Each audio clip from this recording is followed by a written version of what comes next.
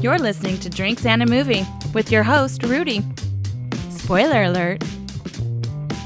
All right, what's up, everyone? Welcome to Drinks and a Movie podcast. Been a minute since I've done an episode, so thanks everyone for being patient. This is going to be a very spirit-forward episode where I've got Chris Hartowicz from the Cavaliers Drum and Bugle Corps. They're throwing a Bourbon Raffle. I think this is the third annual, I want to say. It's been fourth annual. Man, 4 years already. So I know we've talked about it in the very first year, so it's been a minute since I've had you back on the show to discuss. So we're just going to be running through these collections you guys are offering, talking about the raffle. But first, if Chris, you can kind of go over the history of the Cavaliers Drum and Bugle Corps, what it is, what it means, what this raffle is supporting. I was a member myself back in 2010 and 2011. I served on the visual staff there 2013, 14, and 15. So it definitely means a lot to me. And yeah, maybe you can share with the audience what we're talking about here. Well, the organization, in fact, you see it on a lot of our merchandise and T-shirts and everything, has a 48 theme because the organization was founded back in 1948 in Logan Square neighborhood of Chicago by a gentleman named Don Warren, and he was an assistant scoutmaster. And started off, he said the kids he was kind of trying to keep the kids in his scout troop engaged, and they were starting to get a little too old for campouts. So they went to a jamboree and saw these Boy Scout Drum and Bugle Corps competing, and he thought, well, what do you guys think of that? And they said, well, sure, let's give it a try. So they ended up finding some instruments in basement of a American Legion hall and put together a drum corps. And about 8 years later, they had progressed to the point where they won a national championship. The organization's been around now this is our 76th year. We celebrated our 75th year last year. Still based in the Chicago area, now kind of moved out to the suburbs, to Rosemont, and have a great relationship with the people out there. They're our biggest sponsor. The village of Rosemont is, and the organization's been very, very successful over its lifetime. In 1972, Drum Corps International started, which was kind of a growth out of the old VFW and American Legion days. And we've got like 10 VFW championships, national championships, 3 American Legion championships, and then 7 championships for DCI, Drum Corps International. So it's been very successful over the years. After my era, I marched 1969 to 1977. My son actually marched during some of a dynasty period in the early 2000s, from 2002 to 2005, and had to remind Jeff, he went undefeated for my son Jeff. He went undefeated for about a year and a half in 2002 to middle of 2003. And I kept telling him, this stuff doesn't happen that often. You got to work into it. But it's been great. Just like any other not-for-profit. And I got onto the board of directors in 2012 and have been on the board since then. And of course, as a board member, our biggest thing is making sure we have the money to keep the thing going. So when you're competing and traveling all over the country during the summer, and we're now up to 5 buses and 3 semis and a couple of chase vehicles that follow us around on this tour, keeping that thing going, keeping everybody fed, all the payrolls that go along with it and so on is challenging at best. So we do a lot of different fundraisers. Saw this as a possibility a few years ago. I had started to get involved in a little bit of bourbon collecting, and ended up becoming much more of an expert than I ever planned to be. Started this thing off by seeing what some of the financial possibilities were for raising for our organization, and it's been great. We've raised about I would say somewhere close to $250,000 in the first 3 years. This year we're already off to a big start, but obviously lots of room to be able to continue to raise some funds and get more people involved. And it's become my hobby. All year long I'm collecting. We got 172 bottles total in total collections this year. We already did an early bird raffle last week, Saturday, at the DCI championships that was all focused on the drum corps, and a gentleman in Racine, Wisconsin won that. So going to be delivering that in the next week to that gentleman. And in the meantime, we've got the big drawing for all the rest of the collections is going to be September 29th. So we're going to go up until midnight on September 28th and do the drawing then. But the organization has grown from just a drum corps to some additional programs we have going on. We've had independent drum lines that have competed. We have independent winds group that has competed in the Winter Guard International Circuit for mostly high school age kids in the Chicagoland area. And one of the things we're really proud of right now is the other program that's expanding considerably is the King Cobras, and that's basically they call it all abilities, but it's really for special needs kids and or special needs individuals of all ages, and they'll come out and just bang on drums and have a great time, and that's been spreading all over the Chicago area, and we're looking to continue to expand that. So some really great programs involving using music as a vehicle to involve a lot of individuals and give them an opportunity to bond together, to be able to grow, get a great expand their educations and so on. So it's been a great organization looking to continue into the future, and this is just one of the ways that we continue to raise funds to keep it going. Yeah, that's great. It's always crazy for me to hear how much the programs have expanded just since I've been involved, 10, 15 years ago, whatever it's been. So it's pretty cool to see that. And so let's dig into this. I know there's a ton of collections to go through. I think you do a really good job curating all of these. Do you do that aspect of it yourself? Like, you're the one who's putting together each of these collections? Yeah, and I have since this one's already put together, I've already started collecting for next year. So I've probably got about 45, 50 bottles for next year, but you can see, I figured I'd put you can see on the shelf back here, but I've got the grand prize collection. The biggest part of the grand prize collection is, of course, the all 6 bottles of the Pappy Flight. Yeah. And that's also including an additional 6 bottles. And the picture that Rudy's bringing up, you can see that the 6 bottles are on top of the barrel there in my Bourbon Raffle, a photo studio, which is basically off my deck in my backyard. This is a low budget operation, but you can see we've got an additional 6 bottles that are all out of the Buffalo Trace Distillery.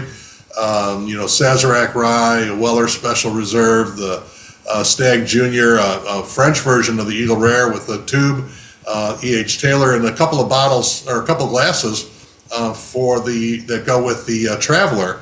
And the Traveler is obviously a new one this year with a partnership from Buffalo Trace with Chris Stapleton. So it's they're doing a pretty good distribution. Might be available near you, but the two glasses go along with that, and that's the big one. We've got a total of we've got this grand prize. We've got an additional 20 collections that are really fun, and then the big bottle. But if you want to go through and take a look at some of the other collections, yeah. Well, first, just on this one, I mean, and the raffle tickets are what, $100, I think, per ticket. Yeah, raffle tickets are $100 per ticket. And we tried something as a special last year, and it was really popular. So we're going to do it all the way through the raffle this year, which is a 3 for 2. So for $200, $100 per ticket for single individual ticket. But if you spend $200, you put in 3 tickets, and you'll get 3 tickets, which also gives you, if you get 3 tickets, it gives you an entry into the big bottle bonus drawing.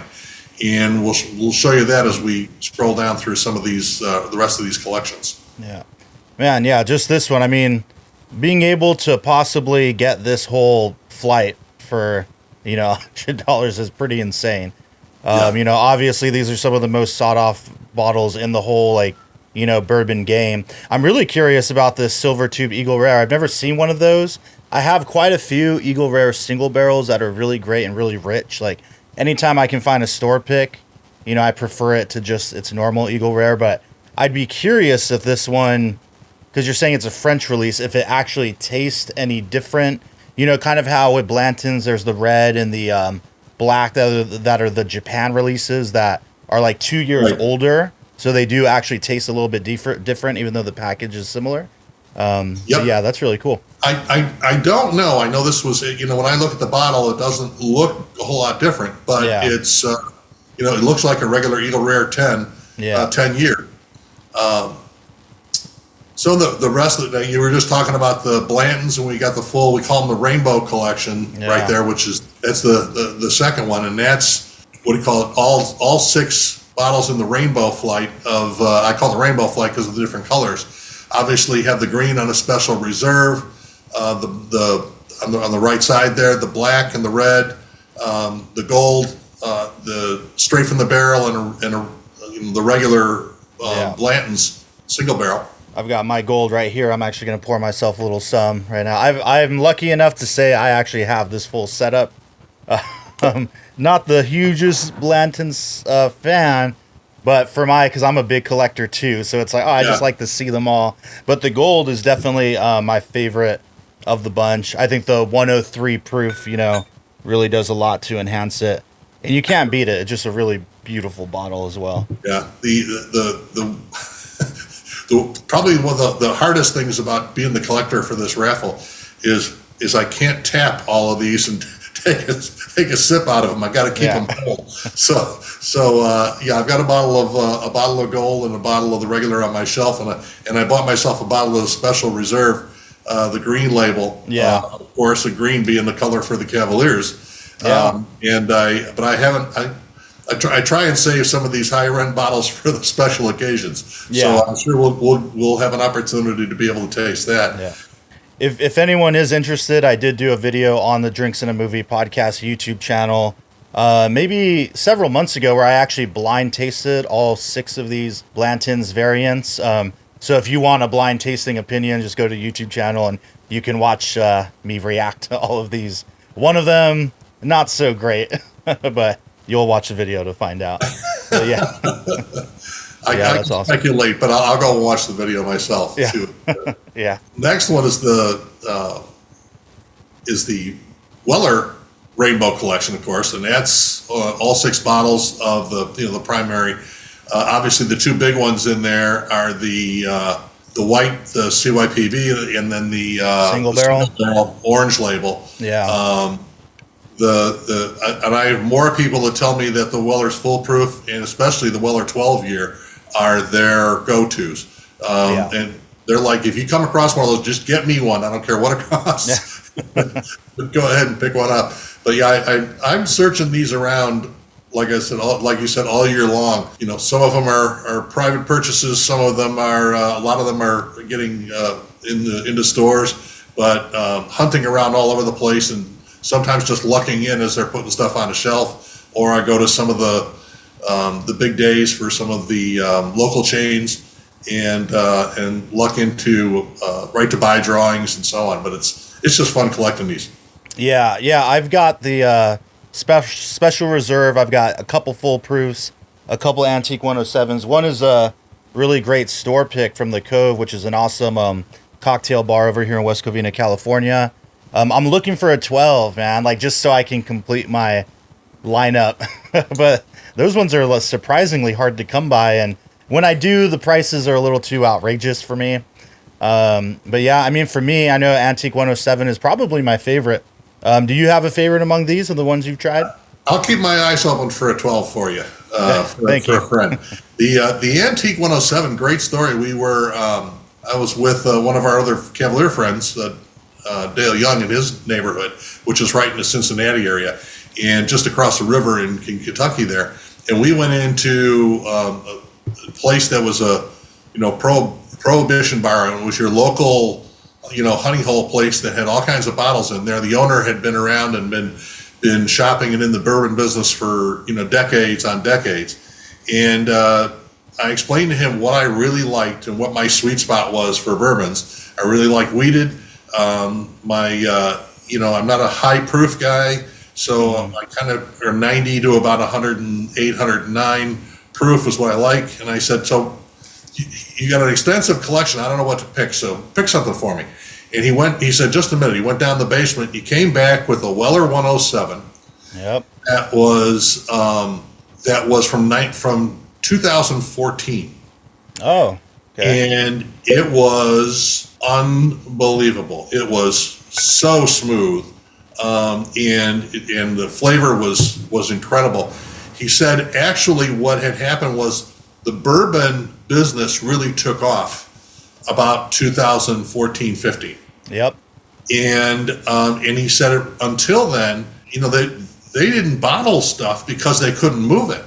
So a lot of the Weller 107, he bought some bottles from a barrel that came out, was bottled in 2014, and he said that stuff had actually been in the barrel for probably 20 to 25 years. Huh. But the demand wasn't there, so they knew it was going to be a Weller Antique 107, but they didn't bottle it until then. So he said if you can find one that's from like 2014 or shortly before that, he said those are really, really good because they've been in the barrel a lot longer than they appear to have been. Yeah. So all of a sudden they become more 12-year plus bottles. Right. It was whatever he charged us for the tasting that night. It was too low for the pleasure we got out of that 107.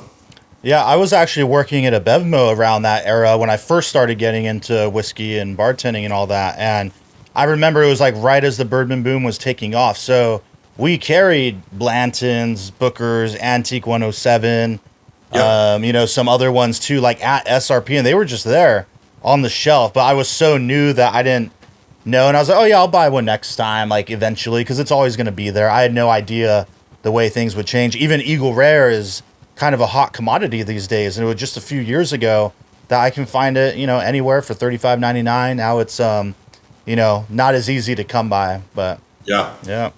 What's interesting is in so much of this, and you'll see so many things in the collection here that you'll look at and you'll say, well, I can go right down to my corner liquor store or to a Total Wine or Binny's or whatever the big superstores are, and I can just get that right off the shelf. In your area, you may be able to, but as an example, a regular Buffalo Trace in Kentucky, they can't find it on the shelves. Right. So it's wherever the distribution is and the allocations and so on. So one of the things that we like to do with this raffle, which makes it fun, I really urge everybody to kind of go in here and take a look at the collections themselves. That number 3 is this is an election year. So I'm always shopping their shelves and looking at stuff that looks interesting and just trying to create collections. A lot of these are from one distillery. So you saw the Blantons or one flight. So the Blantons or the Weller.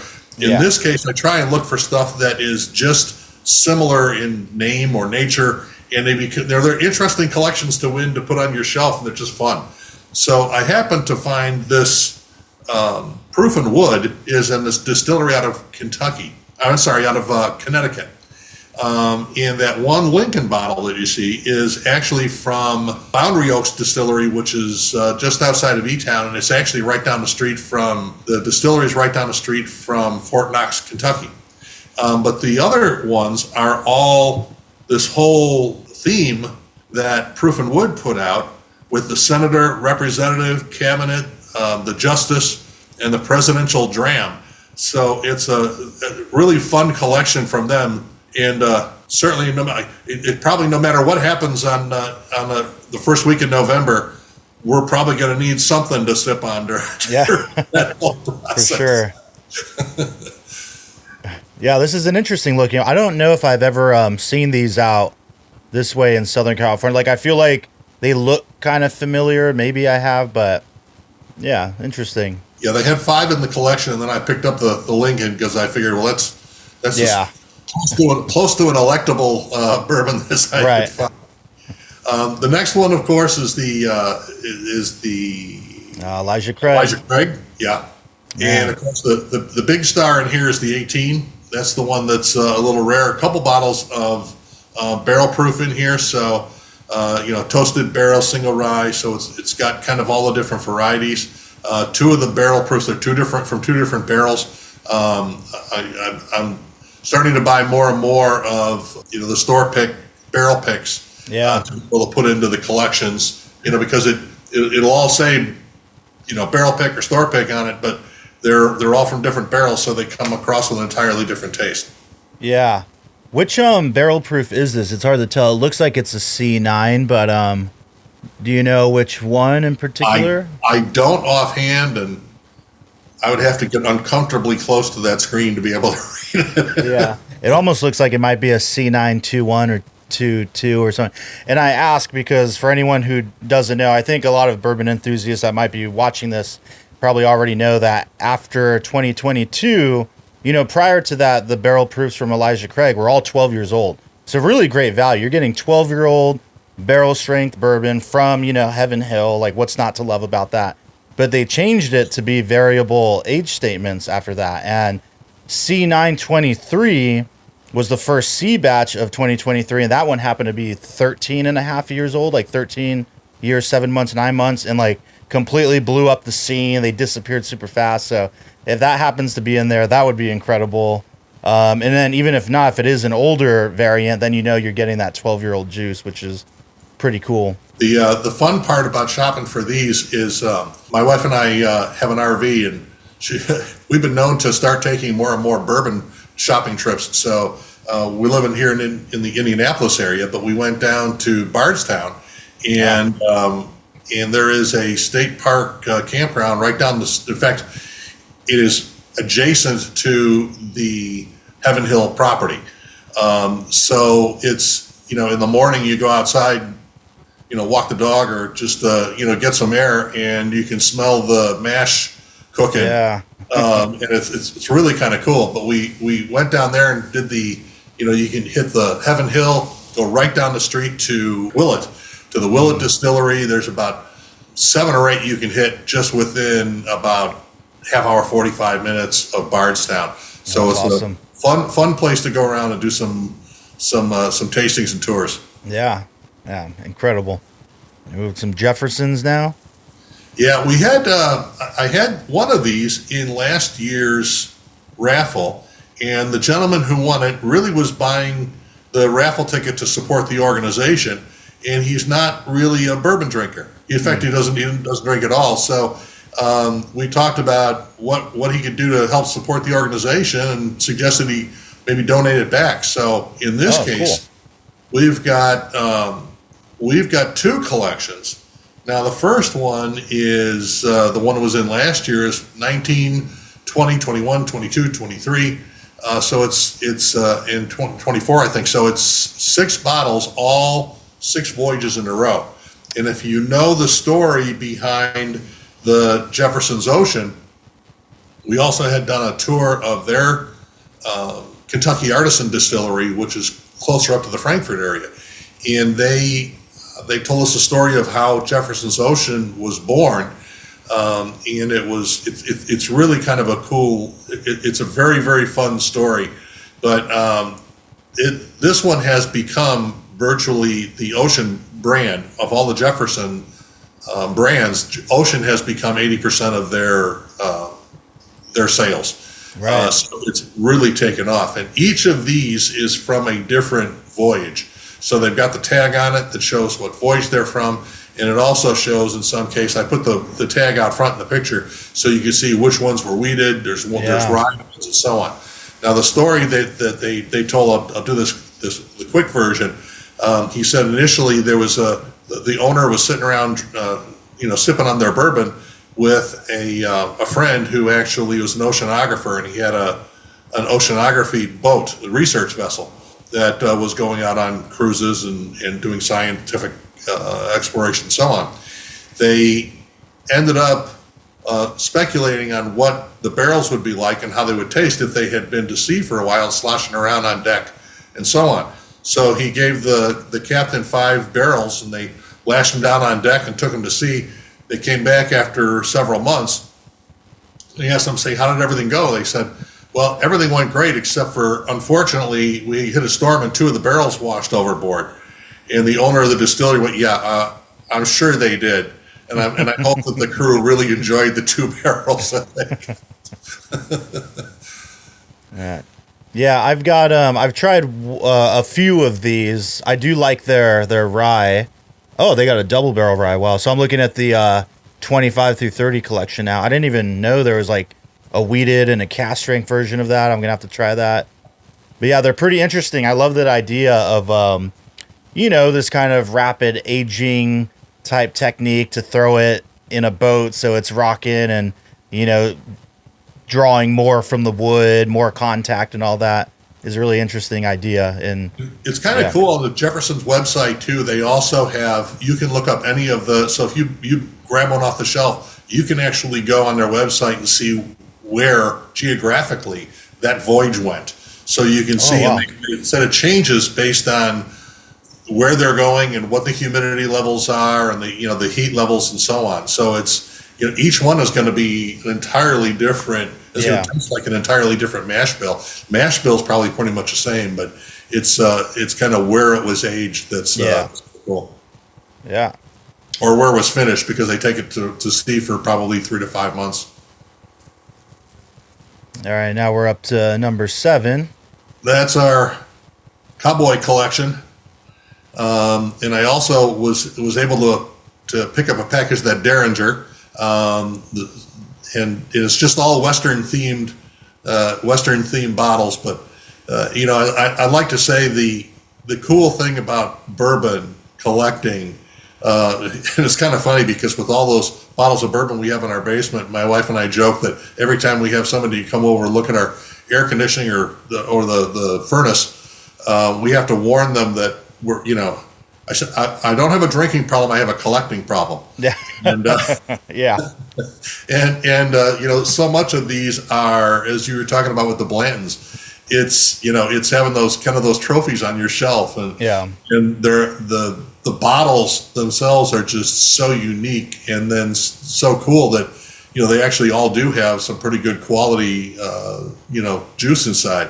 So the Smoke Wagon, we've got a couple of bottles of that, a couple of bottles of Yellowstone, and I think these are barrel selections. And then of course that Derringer behind it with the Derringer shaped cork is going to look cool on anybody's shelf.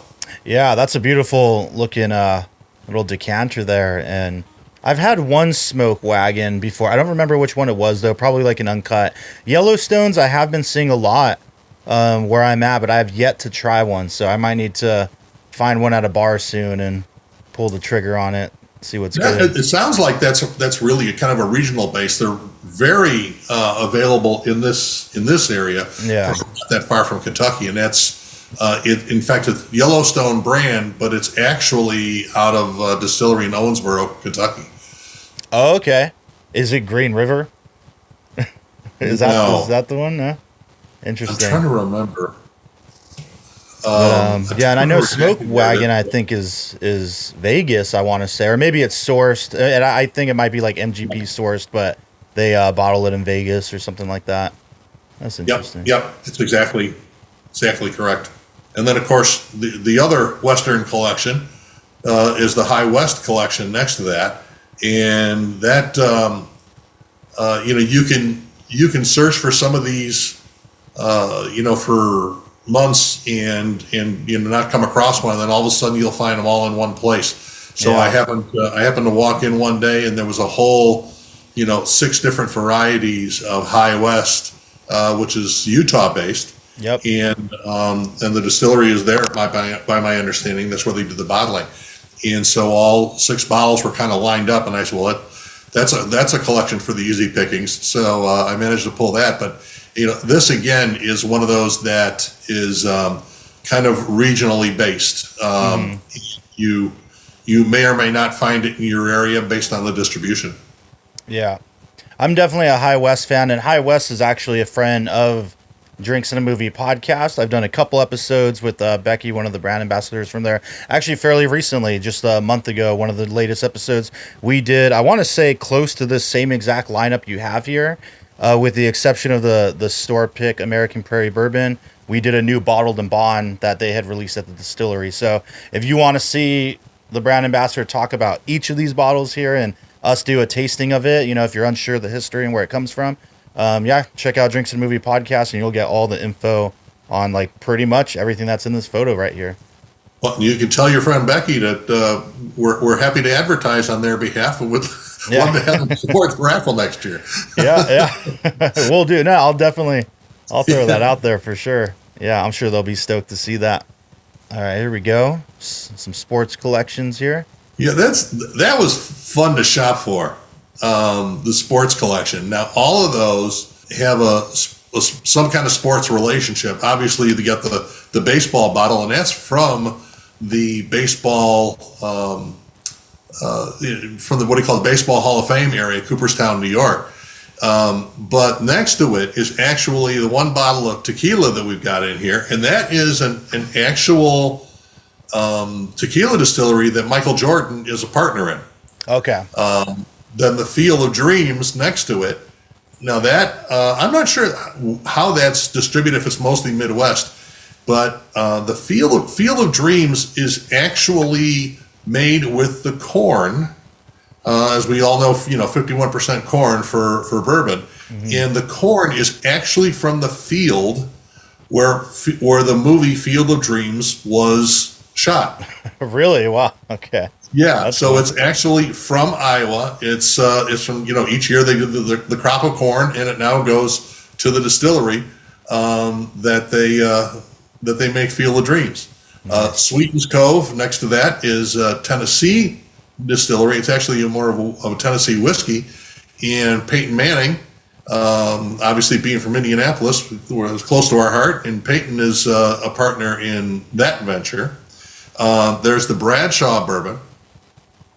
And then the next one is Digits, and that one is actually signed by, it's a partnership, but it's actually signed by the master distiller, and who's got a very strong history. It's a California brand, and it's also autographed by Scottie Pippen.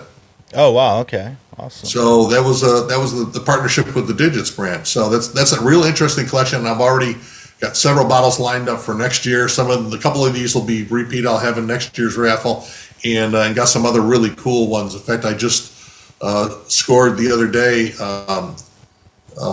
Gretzky, one of our alums, brought it down out of Canada because it's only available in Canada. I've only been able to find it there, and I've got a bottle that was set aside for next year's sports collection. Nice. So now we're on to this Woodford Reserve collection here. Looks like we've got some. Wow, you have the double oaked. I just noticed that. That's not easy to come by. Yeah, tell us about this one. Somebody grabbed that for me. The double oak. It's obviously the double oak. A lot of these are relatively commonly found on the shelves. Obviously, Woodford is the brand of the Kentucky Derby of Churchill Downs, but they do this release once a year. My understanding is with the double oak, and we were able to score a bottle of that. It's a 0.375 liter bottle, but I think they do that to spread it around a little bit more. But that's the special bottle in there. The other one that is actually, it's the juice itself is probably not unusual, but the bottle is the one on the left, this was the 150th running of the Kentucky Derby. And every year, Woodford does a version of the Woodford Reserve that is in honor of that year's running. So had to wait till the races actually run the first weekend of May, but I had to wait till late March before they did the release of this one, and then grabbed one right off the store shelves. So lucky enough to be able to score that. Dang, and the blue one, I think that's single malt, right? Or no, I guess that's the wheat, or yeah. Yeah, you get the... Oh, yeah, there you go. Wheat and single malt. Cool. So good variety here. Yep. Yeah, I like this. So sometimes when we're walking up and down the aisles, and my wife and she'll go to some of these shows with me and just shake her head as I keep tasting and talking to people and hearing stories about bourbon. This one, we just said, there's like several different bird names all in a row. And so this one has nothing to do with each other except just for fun. We just picked the bird names. Now, the common ones, the Cardinal Gold is pretty easy to find. Obviously, we talked about the Eagle Rare before. Wild Turkey is pretty readily found everywhere, nationally distributed. But the Chicken Cock and Buzzard's Roost are more regional, and the Kentucky Owl, and this is the confiscated version, Kentucky Owl was the Dixon Deadman brand that he had, kind of come up with, and that is pretty allocated, highly sought, and not often available on the shelves. And usually, when it does hit the shelves, it's snatched off there pretty quick. So it's just a kind of a fun collection that. For showing off and getting your friends over and being able to taste some of the different brands. Yeah. Oh, that's a good one. The Wild Turkey Rare Breed is definitely calling my name. That's an all-time favorite right there. Yeah. Now we got some single malt. Here we go. Are you a big single malt guy yourself, or mainly I'm not. bourbon? We had last year, I had several people that asked about doing a single malt collection. And so all of these are, pretty good. I mean, this collection was lucky to get some of these, certainly for the range that I got them in. But you've got the Macallan, the Loch Lomond, and I had gone to doing some research and just Googled the top 10 whiskeys in the world based on somebody's judgments. And there was three different people that had done descriptions of them, and Loch Lomond 18 was on all three of those lists. Okay. So pretty good luck to be able to score that one.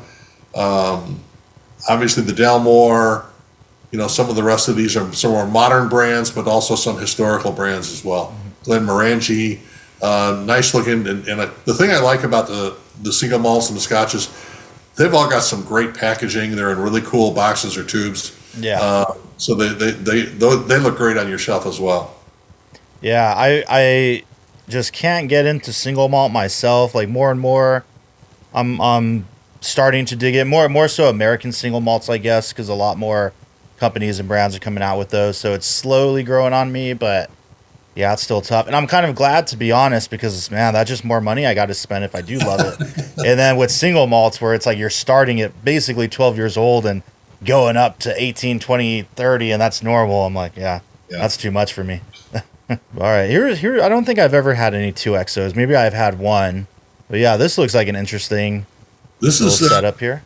This is where Dixon Deadman went after the master distiller, after he left Kentucky Owl. The distillery that does that, and he started this 2XO brand, and it's double oak. All of this whole range are all double oaked, and he's come out with a different one or two of these per year.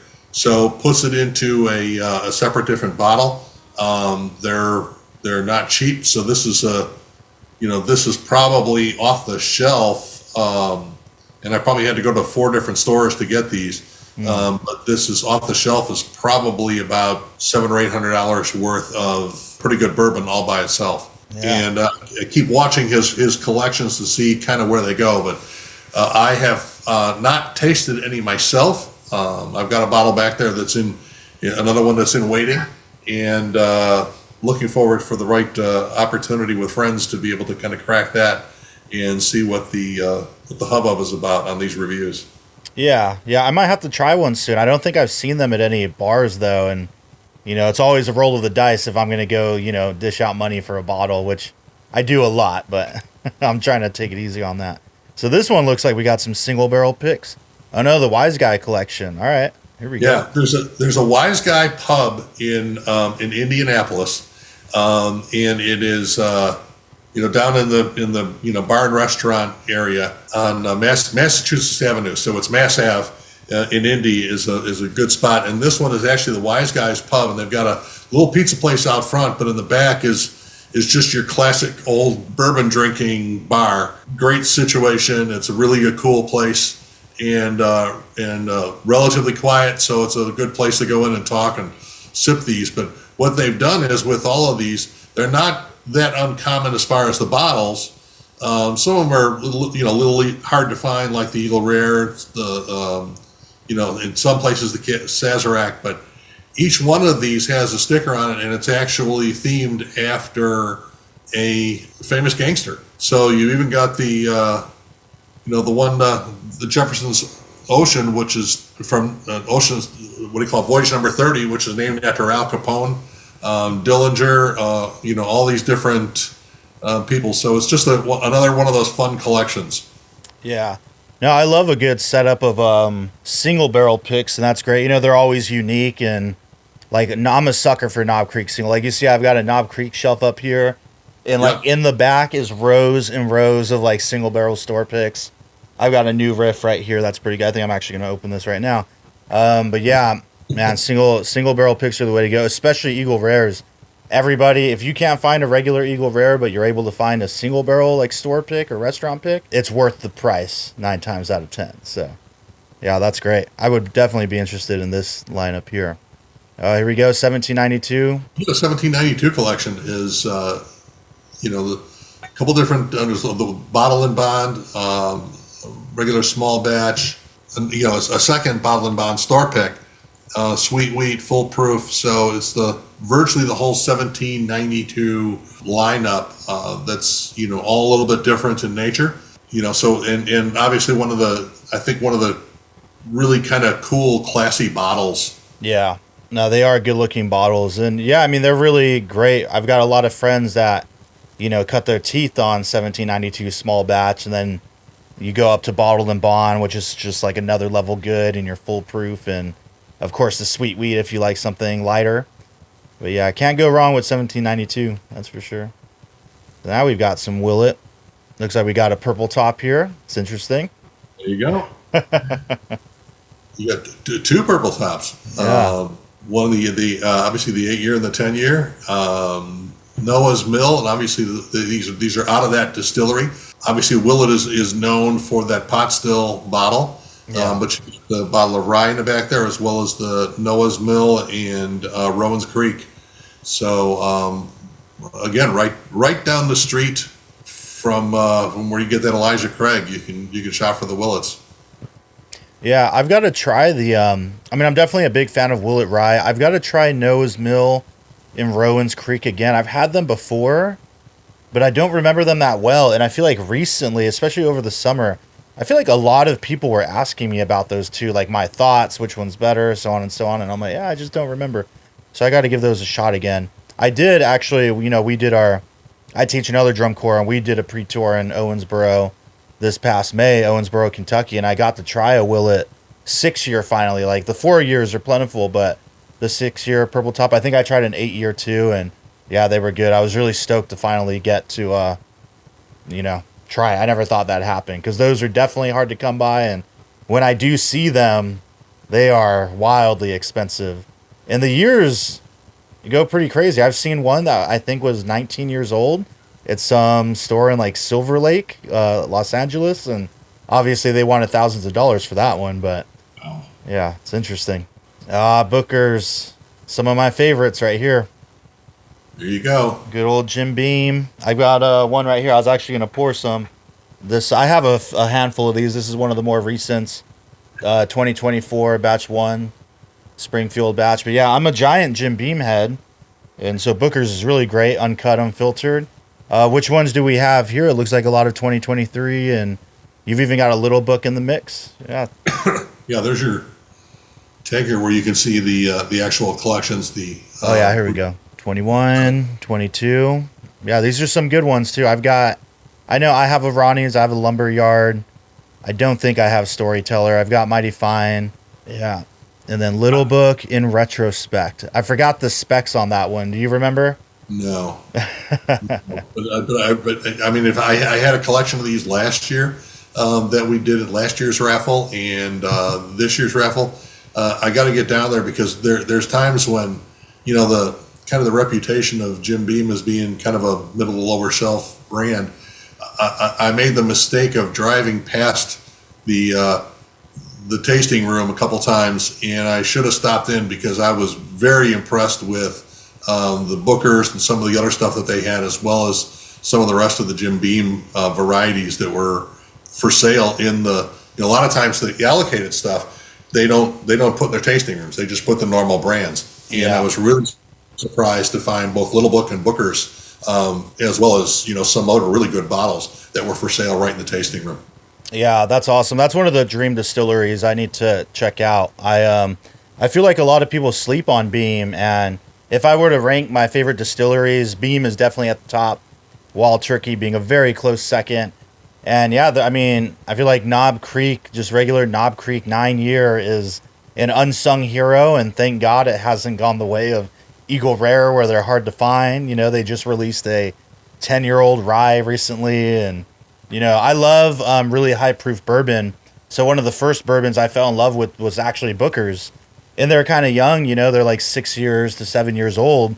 But I love that good 126 and up proof. You know, I just think their juice is really amazing. Obviously, the presentation's really good. And little books I've been getting into more and more.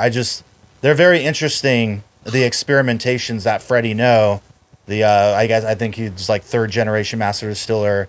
Right. Does. So the little books are very unique, which is cool. And yeah, each batch offers something like pretty different, which is cool. So I know you've been selling me on Knob Creek for a few years. Last year I had a collection in there. This year I've got a few bottles sorted in here and there, but I've already started collecting with you in mind. Rudy. I've got a couple of bottles already put together for my next year's Knob Creek collection. Nice, yeah, definitely. Let's see. Here we go. Maker's Mark. We got a private barrel, Maker's number 6, Maker's Cask Strength, and then a couple other private selections in the wood box. Are you a big Maker's fan yourself? As a making old fashions, I really like Maker's Mark, and as a mix, have not had much in a neat fashion, but I thought this was kind of cool, and this was available in the actually at a event I went to for a local liquor store chain, and the representatives were there from Maker's Mark, and they had these boxes available. So that's actually a wood box with some, pretty good attachments, and some .375 bottles in there. So there's 3 different varieties of those. So it's a pretty good little deal to be able to do some tasting on, or to be able to over the holidays when you got a party over and people want to try different tastes. Yeah. No, definitely fun. I like that. This is a lot of, in the mix, it's like 4 different private selections, which is always cool. I'm not the biggest Maker's fan myself, even just wheated bourbon in general for the most part. But I do love some of those private selections and store picks. You can get some really amazing ones out there. I think their wood finishing series was really great. I just got yesterday the new one, the Heart release. It's out of reach, but maybe I'll open that tonight and we'll see what's good. But yeah, new riff. That's what I got in my glass right now. I've only had a single barrel bourbon and a single barrel rye, but I do really enjoy them. I've heard some good things about this. It looks like you've got the malted rye 6 year. I know I've heard good things about that. Balboa rye I've never heard of. Ooh, that's their that's one of their holy grails is the Balboa rye. Understanding is it's only really available a couple times a year. Okay. We have one of my fellow board members that actually lives in a building that's virtually right across the street. It's and it is in Kentucky, but it's virtually in view of the Ohio River across from Ohio, so across from Cincinnati. So it's right in that Cincinnati kind of metroplex area, but definitely on the Kentucky side. And we were also able to score that Silver Creek, which was a new release that they had just let out that week. So you've got some pretty good variety, and this is a definitely new riff as an up and coming distillery. Yeah, I've never Silver Grove. This one I have not seen. That's interesting. Single malt. Yeah, I'm definitely impressed with the single barrels I've tried. So it's got me interested in these other ones, and yeah, this bottled and bomb Balboa I've never seen out here. That's for sure. But yeah, cool. Here we go. From the new riff, we go to the old collection, and this is another one. It's just for no other reason. I look at them on the shelves and I say, well, I got a whole bunch of stuff that's from old. Yeah. The Old Carter is actually one that I won in another charity raffle locally here. Nice. And that's a pretty special bottle. My understanding, I don't know much about Old Carter, but my understanding it's a pretty special bottle. The Old Forester is a single barrel from a local bourbon club that I'm in. And obviously you got some 114 Old Granddads. The Old Forester Statesman is actually one of my go-tos. Okay. Really like that, the flavor on that one. Pretty special bottle of Old Elk. And the last one is someone that was a gift to me from someone in upstate New York, and that's just a local distillery in upstate New York, the Old Home Distillery and malt whiskey. So I thought that would enhance the old collection pretty good. Yeah, give you some good variety. Yeah, Old Forester Statesman I have yet to try. Like, I'm a big Old Forester fan, but somehow that one keeps eluding me. Maybe tonight I'll go and finally try it out. Yeah, I've got, you can probably see, I've got a bunch of barrel proof single barrels up here, so I've been pretty lucky with my Old Forester hunting. An Old Granddad 114, top number one favorite, just daily sipper for me. Yeah. Easily the best $30, in my opinion, bottle of whiskey you can get out there. It is just the bomb, as we used to say back in the day. Yeah. Love me some Old Granddad 114. Oh, and then, are we back? Was that the last one? I think it was. Yeah. 20, okay, 20 collections. The thing, we want to go back out to that, the big bottle. You know, as I was saying earlier, for every 3 tickets you buy or acquire, you get 1 entry into the big bottle bonus drawing. And so it's, definitely an incentive to buy multiple tickets. In this case, you can get into one for the $200 when you get the 3 tickets. But these are all 1.75 liter bottles. And so we had it in a single collection the last few years. In fact, last year for our 75th anniversary, so I had one collection that had 7.5 gallons. So it was like 15 bottles of in one collection of 1.75 liter. So, hopefully I went to some bar owner who's going to be stocked up for a while. Yeah. But in this case, we decided to use, we had 18 bottles, and I split them into 3 different collections of 6 bottles each. And you can see, kind of how all those stack up. I regret that I didn't put something into this picture so you could tell the scale. But right. Those are all big bottles. Also mixed in a bottle of a couple bottles of Scotch, the single barrel with the Glenlivet, and then there's the Jameson Irish whiskey, obviously, that we put in. So each one of those big bottle bonus collections has got one of the British Isles selections mixed into it as well. Yeah, man, that's a lot. That's I'm looking at that Eagle Rare and just thinking that's a lot of good old fashions right there. Yeah, and then we got some bonuses here. That's the one on the big picture is all 3 of the collections, and you can see the individual ones below it. So you got big bottle bonus 1, bonus 2, bonus 3. So it just kind of breaks it down so you can get a better look at the individual collections that are available. So there's going to be 3 winners. So each of the 3 winners in the big bottle bonus will be able to score one of those collections. Man, awesome. Yeah, I mean, and something here for everybody. Like literally for every, whiskey, bourbon enthusiast. If you like your single malt scotches, you got that. Plenty of stuff that I know I haven't even tried yet. That would be, great to have. And then obviously, your heavy hitter like this, like this up here. Just having a chance to even, get anything close to that. Right. Yeah, and can you just remind us again when the raffle? Sure. ends? Tickets are available through September 28th. We will do the drawing on Sunday evening, September 29th. So we'll close it off at midnight on the night before, and then do all our prep. And we're going to do a Facebook Live, drawing on that Sunday evening, about 7:00 Central Time. And until then, they can go to Cavaliers.org, and I'm sure you can throw the link up there for them on the podcast. But yeah, it's going to go to Cavaliers.org and hit the. If you don't see it right there, there's a red ribbon at the top of the screen.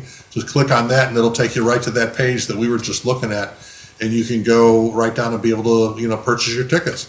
So we hope that we'll be able to start pushing that we're getting close to a sellout. We're not there yet, so it's a good time to get in, but it'll be open until that time, and we really appreciate everybody's support. It's, you get a chance to obviously win any one of these collections is going to be cool. It's definitely well worth the investment. It's, every collection is worth more than what you pay for for a couple of tickets or for 3 tickets. So, and it goes to support some great programs, keeps the charity going, and so that's that's definitely a benefit there as well. Yeah, and I can speak to it from personal experience, everybody. Again, I was part of this organization for, when I was in my 21 years old, and yeah, it's just really a good organization for a lot of young people out there, and they've got all these other programs, so, you're supporting a good cause, and then you got a chance to obviously, get some really amazing juice that I know all of us big whiskey hunters enthusiasts are going for. Yeah, so I'll definitely be getting my tickets soon. And there was that 2 for 3, correct? Right, where you get two, you get 3 tickets for $200. 3 for 2. Gotcha. Yeah, so it's a no-brainer. Everybody, jump in there, click on the link, get yourself some.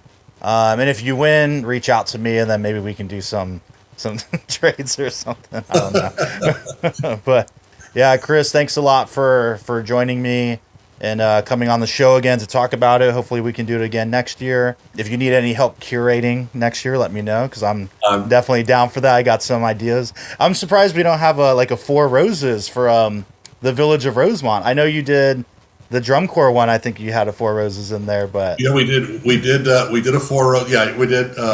There was a 4 Roses in there. We did a 4 Roses collection last year. Okay, I missed that. You're trying to get the variety, the variety of 4 Roses kind of collected and curated is sometimes a challenge. But when I do see starting to collect already, and I think I've got a couple of bottles of 4 Roses for next year. The bottles all look the same, but certainly the juice inside is entirely different. They got those 4 different the 10 recipes formulas. Yeah, 10 recipes and a couple new ones on the way, I hear, in the next few years they've got, which is going to make way more combinations, which is pretty wild. But yeah, well, man, yeah, Chris, thanks again for joining, and thank you so much for having me, and appreciate all the support of the raffle, and look forward to hearing from you. If you guys see it and you want to send some advice in or some questions or suggestions for what you'd like to see in next year's raffle, always welcome them as well. So, Rudy, I'll be tapping into that offer to help me curate next year. Oh, yeah, man, I got you. The Jack Daniels collection, Wild Turkey collection, Nelson's Greenbrier. We're in. I'll make a list. All right, sounds good. All right, take care, my friend. Thank you. Take care. Thank you for listening to the Drinks and a Movie podcast. You can now find us on Instagram at Drinks and a Movie Pod, where we'll be posting photos from all the various films that we discuss. You can also email us at drinksandamoviepod@gmail.com. Please rate, review, and subscribe, and thank you for listening.